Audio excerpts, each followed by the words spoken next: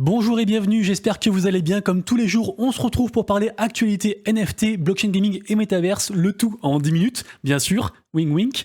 Et c'est parti directement, générique bien entendu. Si vous kiffez le contenu que je fais tous les jours, n'hésitez pas à vous abonner à la chaîne, à activer la cloche pour louper aucune vidéo, à mettre un petit commentaire pour me dire ce qu'il faudrait changer, ce que vous voudriez y voir comme rubrique. Toutes les pistes d'amélioration sont bonnes à prendre bien sûr.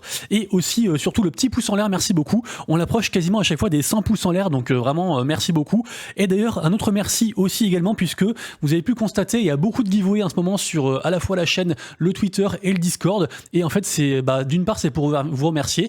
Et puis, en fait, sans vous, tout ça n'existerait pas. Donc voilà, je voulais encore plus vous remercier oralement et par les giveaways.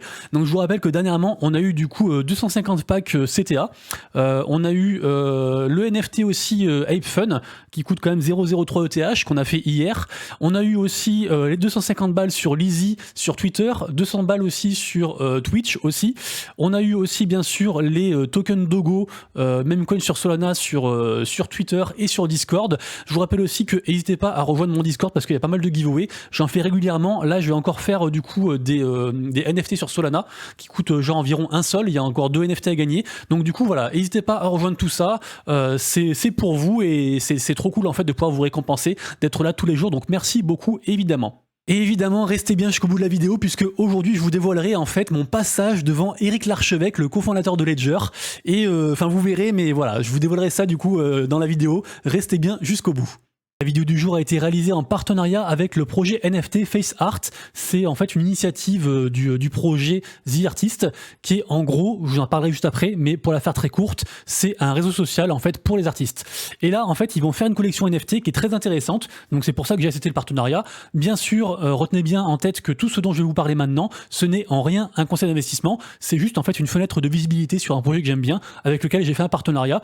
Et c'est vraiment un projet très artistique et je vais vous le prouver maintenant en vous montrant en fait leur site, puisque le site en fait est très interactif et très intéressant à, on va dire, à parcourir. En gros, on est dans une fusée, il y a pas mal d'étages, on peut aller dans différents étages. Comme vous voyez ici, il y a des vidéos, il y a plein de choses à checker. On voit ici les fondateurs avec du coup leur petit historique, sachant que les fondateurs sont connus, hein, ils sont doxed et tout ça.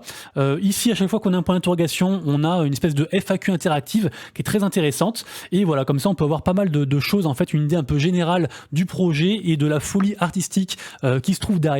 Et en gros, pourquoi ils font ça? En fait, The Artist, je vous disais que c'était un réseau social pour artistes. Je vous ai sorti une petite vidéo ici, là je peux la mettre en fond pendant que je vous parle. En gros, qu'est-ce qu'ils veulent faire? Ils veulent forcément aussi lever des fonds.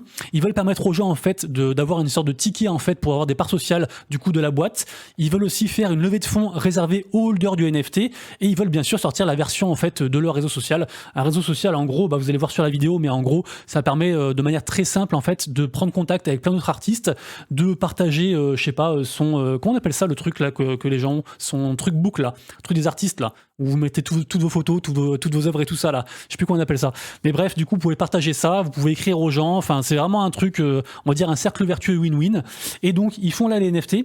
Après, faites attention à vous, puisque j'ai appris qu'en fait, les NFT, la collection va pas être drop d'un seul coup. En fait, ils vont la drop, ils vont la vendre par petites touches. Donc, il faut absolument, si le projet vous intéresse, rejoindre leur Telegram parce que c'est là qu'ils vont donner toutes les infos. Et en fait, des fois, il y aura des fenêtres d'ouverture sur genre, je sais pas, 5 NFT à minter en 1 heure ou je sais pas, 30 tel jour à telle heure, etc. Enfin, il faudra bien du coup se tenir alerte.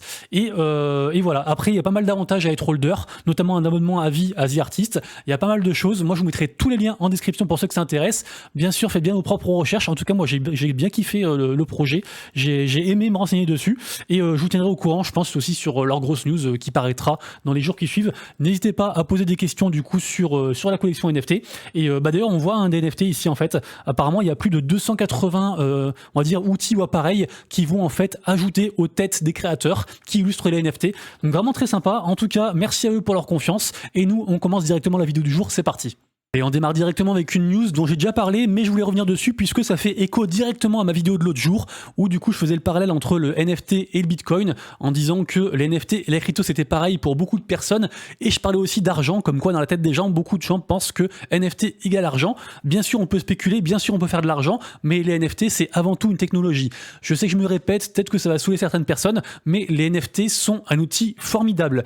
Là dans l'article en fait il reparle de, vous savez c'était une ordonnance judiciaire qui avait été faite sous forme de NFT, parce que en fait le NFT c'est quoi? C'est une information gravée sur la blockchain à vie et pas altérable, donc c'est trop bien en fait. Du coup ils parlent de ça. On peut aussi parler des NFT, ils en parlent aussi là très rapidement pour les tickets de spectacle, un NFT qui du coup vous garantit, enfin remplace en fait votre ticket de spectacle, n'est pas genre peut-être qu'il peut être à votre nom, il n'est pas modifiable, tout ça. Même plus que ça, vous pouvez aussi après avoir une preuve du fait que vous êtes allé au spectacle grâce à ce NFT là.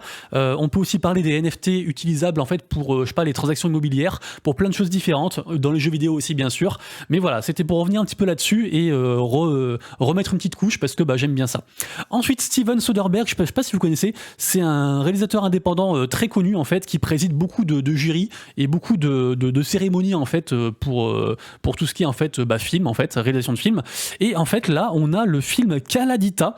Il faut que j'arrête de dire en fait, je vais essayer de faire attention à ma diction. En plus j'avais un commentaire qui m'avait dit ça, il m'avait dit genre les conjonctions de coordination, Meuido Cornicar et tout, pour avoir un discours plus étayé. Donc nous sommes partis. Rabbit 2.0.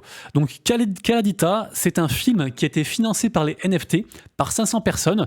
Du coup, les gens entre guillemets possèdent une partie du film, et ce film a été récompensé donc par Steven Soderbergh. Ils ont récolté également aussi $300 000 pour pouvoir produire d'autres films. C'est très intéressant et c'est vraiment chouette qu'un film à la base financé par les NFT puisse se distinguer, parce que en fait s'il n'y avait pas eu les NFT, il n'y aurait pas eu ce film. Vous voyez ce que je veux dire? Du coup en fait c'est cool, ça ouvre on va dire le champ des possibles, donc vraiment très chouette, très très bonne news. Ensuite la Blockchain Flow qui revendique 18 millions de comptes. Je trouve ça impressionnant. Je ne connais pas le nombre de comptes sur d'autres blockchains. Je sais que par exemple Solana, il y a environ 3 millions de personnes qui utilisent le wallet Phantom, qui est le wallet le plus utilisé sur Solana. Mais du coup 18 millions, ça me paraît quand même énorme, parce que, enfin, je sais pas, c'est une blockchain. Je sais qu'ils sont très forts sur les NFT, mais à part NBA Top Shot et 2-3 projets comme ça, en fait, on n'en parle pas trop. Du coup, je trouve ça étonnant. Donc voilà, si des gens ont des chiffres sur d'autres blockchains, dites-le moi dans les commentaires, ça m'intéresse.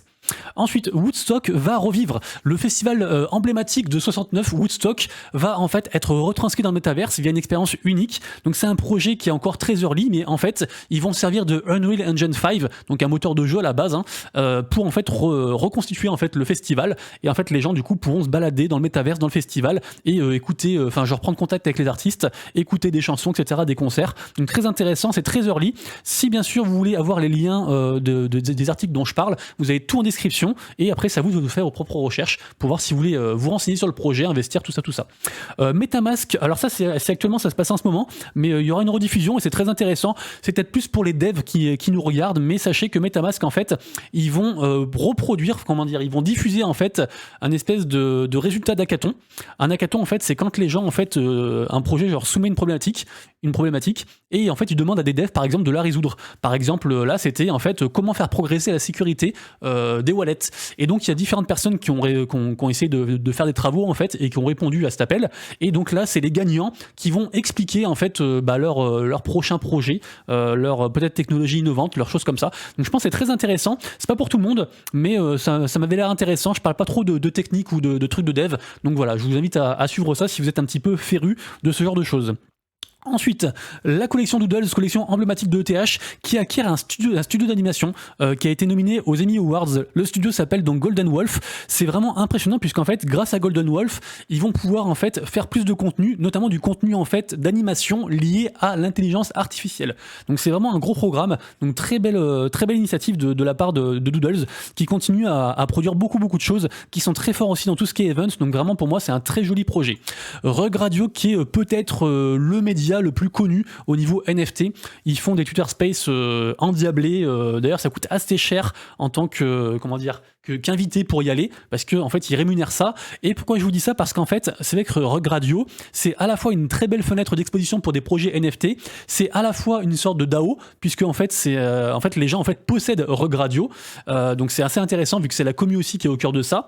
Et aussi en fait on voit que les dirigeants de Rug Radio, notamment Farok et le nouveau PDG qui s'appelle donc Loxley, et ben en fait ils sont quand même très businessman. Et après à tort ou à raison, ça chacun décide, mais c'est vrai qu'ils ont une logique entrepreneuriale Là, j'ai un article sur du coup le nouveau co-PDG qui s'appelle donc Loxley, et franchement, c'est super intéressant. Il a un parcours dans le business très intéressant, et je vous invite vraiment à suivre ça, voire même à écouter bien sûr les épisodes de Rug Radio, sachant qu'en plus ils ont fait, comme j'avais dit déjà la dernière fois, ils vont faire des PFP qui vont arriver début février, donc des nouveaux NFT, et ils font aussi une sorte de listen to earn, c'est-à-dire que quand vous écoutez du coup Rug Radio, en fait, vous pouvez gagner le token Rug, et aussi même des fois des NFT pop. Vous savez, c'est quand on vous donne un code, vous allez sur pop et vous récoltez le NFT comme ça. Donc ils font beaucoup de choses. Je pense vraiment que c'est un média qui va être essentiel, enfin qui est déjà essentiel et qui le sera encore plus à l'avenir.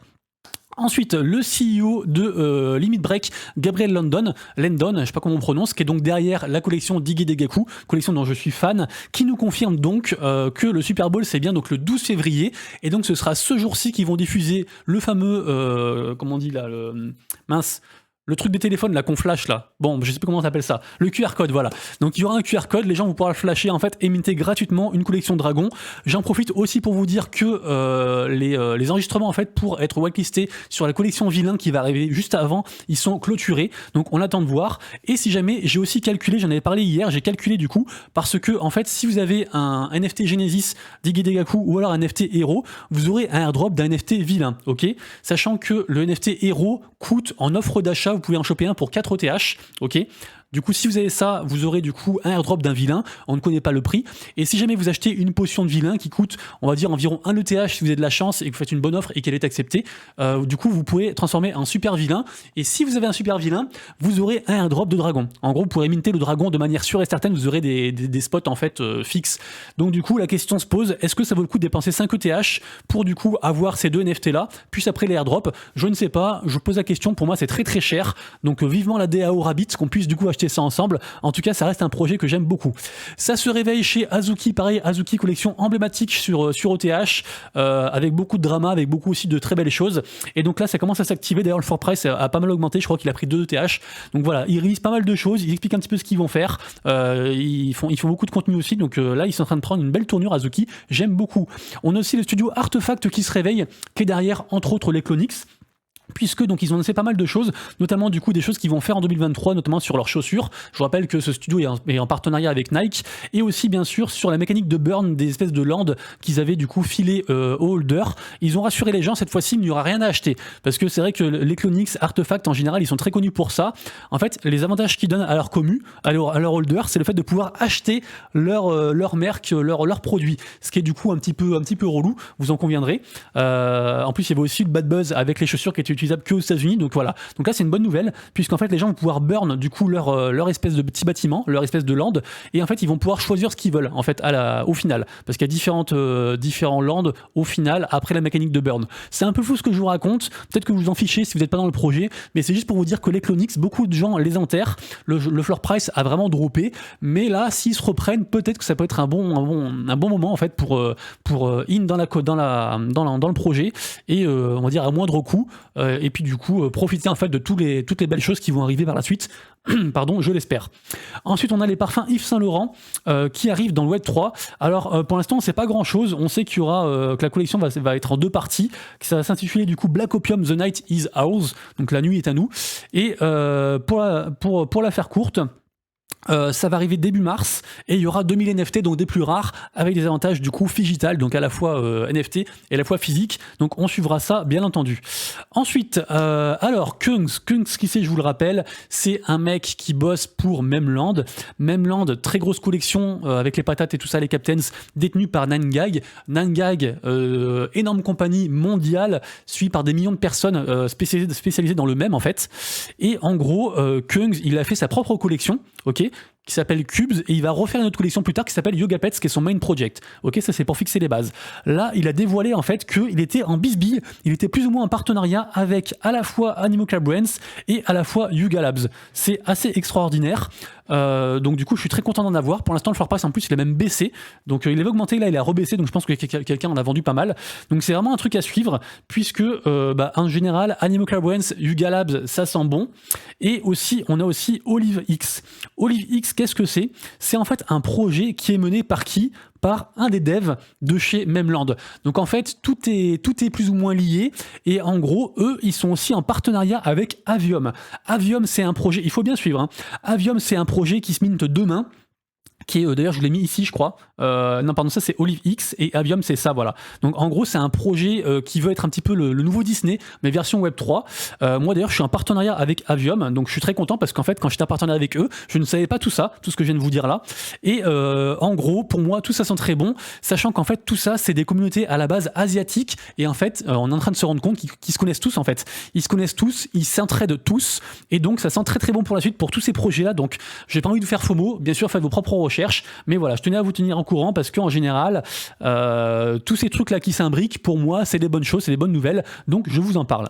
Parlons ensuite de la startup Floor. Floor qui donc a fait un espèce de wallet, une application qui porte le même nom, qui a levé 8 millions de dollars, donc très bien. Et en fait, là, dernièrement, ils ont aussi annexé un espèce de comment dire, en gros, ils ont racheté une espèce de boîte qui s'appelle donc WGMI.io, donc WGMI.io, on va dire ça comme ça.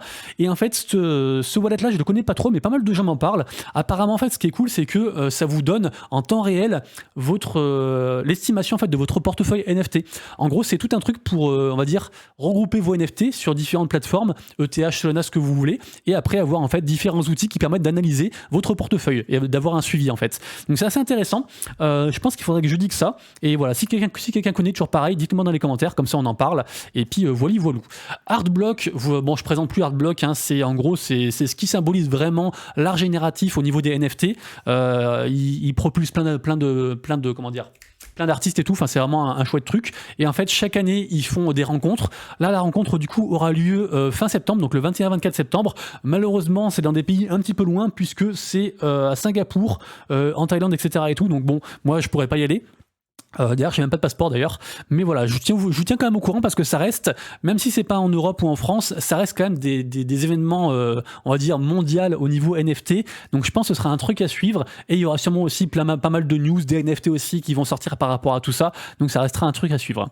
Au niveau des NFT que je surveille, bien sûr, il y a toujours Kid Call Beast. Je vous rappelle que là, ils ont récupéré leur Twitter qui avait été hacké. Le mint a été mis en pause, a été relancé, a été remis en pause et tout. C'est très compliqué. Les holders tiennent le coup, mais je trouve qu'il y a quand même une perte de vitesse puisque il y a quand même plus de listings, et là le floor price est en train d'un petit peu descendre puisqu'on restait beaucoup à 0,50. Là en offre en WTH on est passé quasiment à 0,4.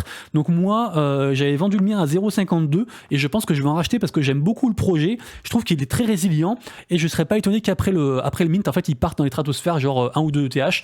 Je ne sais pas, hein, bien sûr, c'est que mon avis, c'est pas un conseil d'investissement, mais moi je vais en racheter bientôt. Je pense qu'à 0,4 je vais en racheter, donc je me prépare à en racheter. En tout cas j'aime beaucoup, et pour l'instant on n'a pas encore la date de la reprise du mint. Ensuite, Community Switch, j'en avais parlé dernièrement puisque au niveau des labos ils avaient fait une belle vente. Et en fait là, il y a des rumeurs de rug. Il y a des rumeurs comme quoi la team serait en train de rug.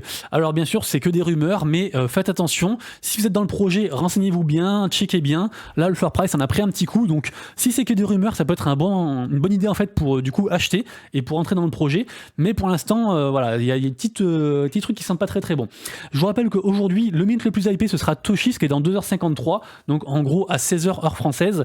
Moi, je suis pas whitelisté, ça coûte 0,03, mais je compte en acheter. Si ça dépasse pas 0,05 au début, je pense que je vais en acheter quelques-uns. Donc on suivra ça. Je vous rappelle que les whitelists sont overlocated. Ça veut dire qu'en fait il y a quasiment 3 à 4 fois plus de gens qui veulent minter et qui ont la whitelist que de gens qui pourront du coup avoir le NFT par rapport à la supply, vu qu'il y a que 5000 et quelques NFT. Également aussi aujourd'hui, très gros mint, puisque ce soir je crois que c'est à 19h je crois, il y aura l'artiste montant Terrell Jones. C'est un artiste qui est push en fait par plein d'autres artistes, notamment Claire Silver et d'autres que j'aime beaucoup. Et en fait il va faire donc une open edition, donc pareil en gros une petite fenêtre d'ouverture où les gens pourront minter du coup son projet. Et en fait parmi les gens qui vont minter, il y aura un mec qui va remporter un one and one, donc un NFT qui sera unique, qui peut coûter plusieurs ETH vu que c'est un artiste montant. C'est le NFT qu'on voit ici, donc ça coûte quand même 0,25 ETH pour du coup minter tout à l'heure le PP Kondo.